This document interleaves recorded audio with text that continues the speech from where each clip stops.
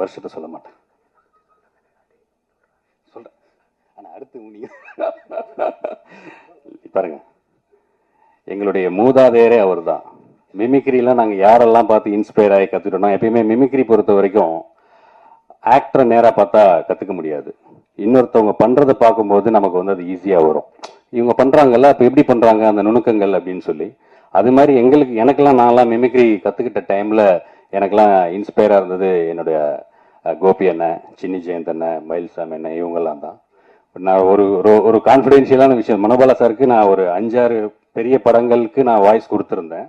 அது ஏன் நான் இது வரைக்கும் அஃபிஷியலாக சொல்லாமல் வச்சுருந்தேன்னா, படம் பார்க்கும்போது அந்த கேரக்டரா வேற ஒருத்தரோட பேசியிருக்காங்கன்ற அந்த ஒரு அந்த கனெக்ட் வர வேணாம், படமாவே அது இருக்கட்டும், அதெல்லாம் ரிலீஸ் ஆகட்டும், அதுக்கப்புறம் ஒரு சந்தர்ப்பம் வரும்போது சொல்லிக்கலாம்னு நினைச்சேன்.